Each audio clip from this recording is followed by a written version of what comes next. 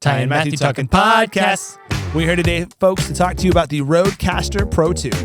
And where we're going, we do need roads. You did the joke. I'm proud of you. I didn't have anything else.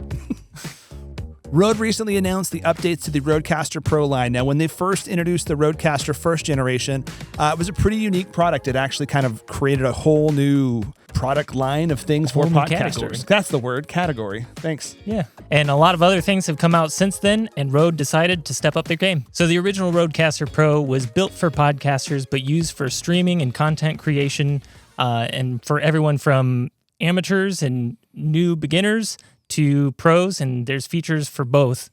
This one, they took it a step further and have even more features for both categories. If you're using it for podcasting, you'll find a lot of similarities. Not all, there have been some major improvements, but some similarities to the original unit. The processing built inside of it is still fantastic. If you're mixing on this, really easy to just go up to the automatic processing that you've got, turn it on. You can add a little depth to your microphone. You can add a little sparkle if you so desire. Presets built in there for specific types of microphones. It's really handy, really useful. But if you are a pro and you want to get more in depth, they have the advanced button where you can go in there and have a little more tweakability. Tap that button, Ty. Boop.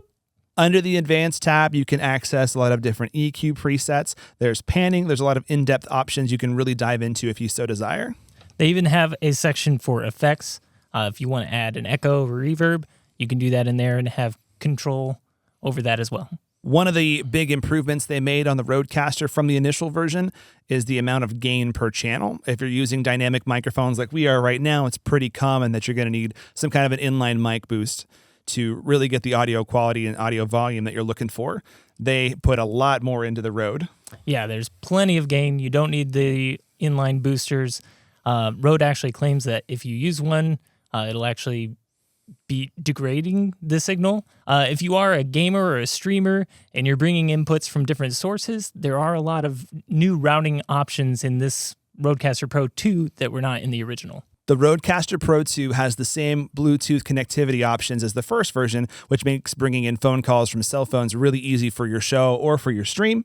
There also is audio over USB options if you're gaming, which is really popular and definitely a must-have. So this is a great piece for gamers to consider. There's plenty of inputs for your virtual sources, and then there's analog inputs for your IRL sources as well.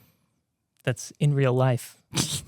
Speaking of analog input sources, there are combo jacks now built into the unit, so you can actually take analog audio sources like an instrument and record directly into the Rodecaster Pro II, which is a big improvement from the first version. Yeah, it just gives you more flexibility for more types of content creation. This can function as a multi-track recorder, can function as an interface, can function even as a live mixer with the audio output options built into it as well. So there's a lot of versatility that the Rodecaster Pro II has that the first version did not have. You can even send MIDI messages over USB to control things such as lighting cues, computer preset programs, and video switching, depending on how you have it set up within software on your computer, which is pretty amazing.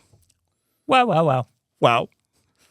The pads on this may look familiar from the original Rodecaster Pro, but they're actually an upgraded version. They call them smart pads now. So instead of just being sound pads, you also have access to effects and, like Matt said, controlling lighting cues and everything. Well said, Ty. Thank you. Fantastic. There's also fun presets built into it, so you can utilize it right away. As soon as you turn on the unit, you can start utilizing the audio presets built into it, as well as sound effects. There's some fun, even different audio effects you can have on there.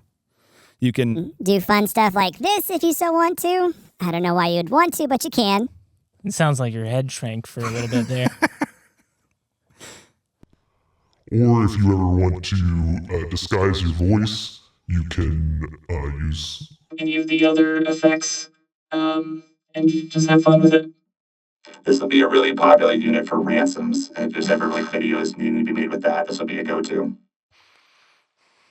So if you're a kidnapper, call your Sweetwater sales engineer. One of the most... He beat me, sorry. One of the most interesting things about the Rodecaster Pro II that I've found is its complete standalone operation ability. This actually has built-in Wi-Fi options now, so you can do all your firmware updates completely apart from a computer. Up to the point of editing your podcast, this unit is completely fills all the need of what a podcaster might need. So in addition to the fun sound effects that are on the smart pads, It also comes standard with a beep in case you have someone with colorful language on your podcast. It also has a ducking feature, so if you have music playing in the background, but you want your voice to be heard while the music is playing, it'll drop the volume of the music so that you can come through, and then whenever you're done talking, it'll bring it back up, all magically in the box. Overall, the Rodecaster Pro II, they've made a lot of serious improvements. All I can say to the Rode people is good day on ya. Oh, because they're Australian. Yeah. Yeah. Never mind. And if you do have more questions about the Rodecaster Pro II or any other content creating gear, make sure to call your Sweetwater sales engineer.